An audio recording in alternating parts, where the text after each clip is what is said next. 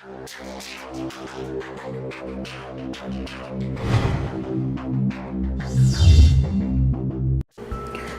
Veg fried rice எப்படி பண்ணுறதுன்னு பார்க்கலாம்.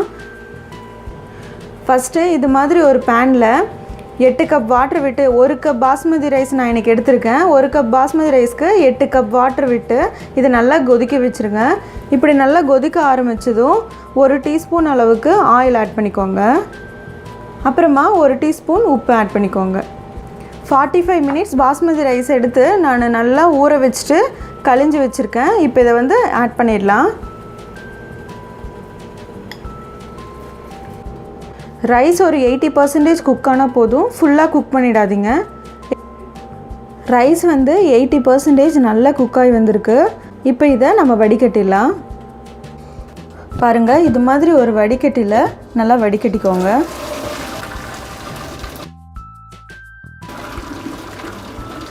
வடிகட்டிட்டு அப்புறமா ரன்னிங் வாட்டரில் ஒரு டைம் அலசிடுங்க.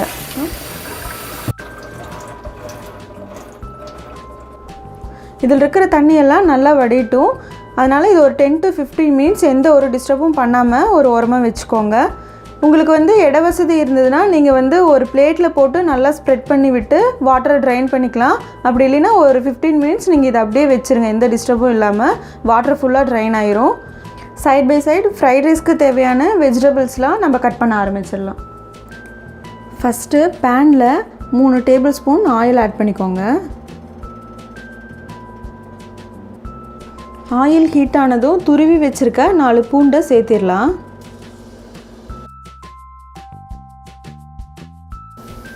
பூண்டு நல்லா ஃப்ரை ஆனதும் எடுத்து வச்சுருக்க ஒரு பீன்ஸை சேர்த்துடலாம். அப்புறமா அது கூடவே 1 கப் பச்சை பட்டாணி அதையும் சேர்த்துருங்க. இது ரெண்டையும் நல்லா வதக்கி விட்டுக்கோங்க. கேரட்டோடு கம்பேர் பண்ணுறப்போ பீன்ஸ் குக்காக கொஞ்சம் டைம் எடுத்துக்கும். அதனால் நீங்கள் பீன்ஸை முன்னாடியே ஆட் பண்ணிவிடுங்க. பீன்ஸும் பச்சை பட்டாணியும் ஆட் பண்ணி 3 நிமிஷம் கழிச்சதுக்கப்புறமா கேரட் ஆட் பண்ணிடுங்க. எல்லா வெஜிடபிளும் நல்லா ஃபுல்லாக குக் ஆகக்கூடாது, ஜஸ்ட்டு ஃப்ரை ஆனால் போதும். கேரட் ஆட் பண்ணி 2 நிமிஷம் கழித்து கோஸ் 1 கப் ஆட் பண்ணிடலாம்.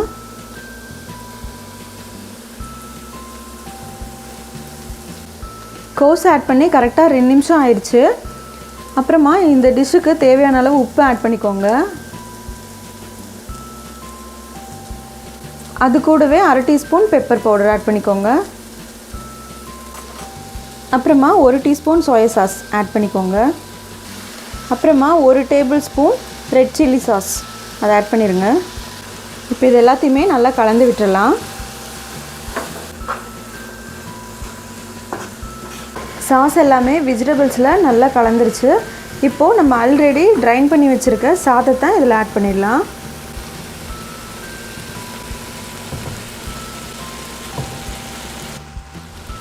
சாதத்தை சேர்த்துனதுக்கப்புறமா 1/4 டீஸ்பூன் வினிகரை ஆட் பண்ணிக்கோங்க. ஆட் பண்ணதுக்கப்புறமா சாதம் உடையாத மாதிரி நல்லா கலந்து விட்டுக்கோங்க.